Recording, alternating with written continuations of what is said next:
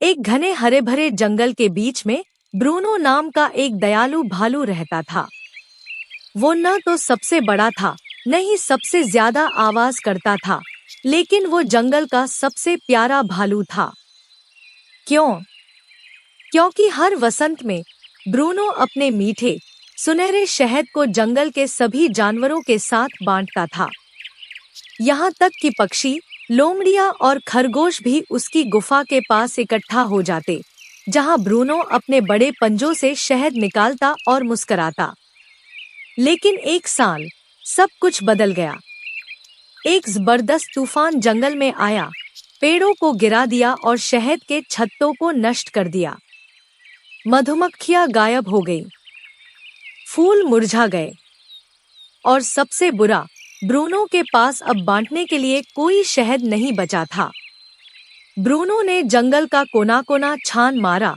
हर दिन वो थोड़ा और कमजोर होता गया।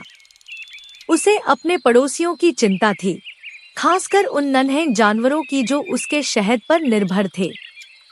एक शाम जब सूरज ढलने वाला था, ब्रूनो को एक रहस्यमय गुफा मिली जो एक झरने के पीछे छिपी हुई थी। अंदर क्या था? सुनहरे शहद के दर्जनों छत्ते जो गर्म रोशनी में चमक रहे थे। ब्रूनो की आंखों में चमक आ गई।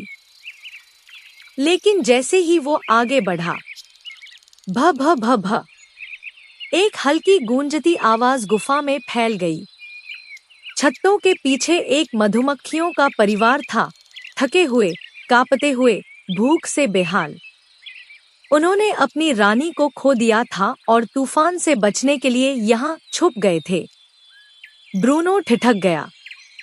वो शहद ले सकता था और भूखे जानवरों को खिला सकता था, या फिर वो मधुमक्खियों को जीवित रहने दे सकता था। वो गुफा के किनारे बैठ गया, गहराई से सोचने लगा। और फिर वो मुस्कराया।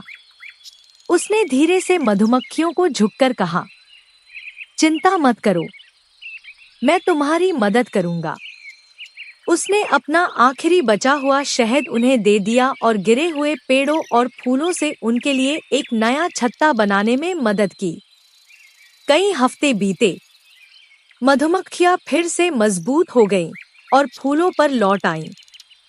उन्हें ब्रूनो की दयालुता याद रही और उन्होंने दिन रात मेहनत की, सिर्फ अपने लिए नहीं, पूरे जंगल के लिए शहद बनाने के लिए।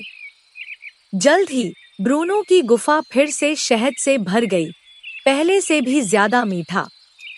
जानवर खुशी से इकट्ठा हुए, लेकिन इस बार वे सिर्फ ब्रूनो का धन्यवाद नहीं कर रहे थे। वो एक ऐसे भालू का जश्न मना रहे थे जिसने उन्हें सिखाया कि सच्ची दयालुता वो नहीं जो आपके पास है, बल्कि वो है जो आप दिल से देते हैं। और सबके बीच में ब्रूनो और मधुमक्खियां एक साथ नए शहद का पहला स्वाद चख रहे थे।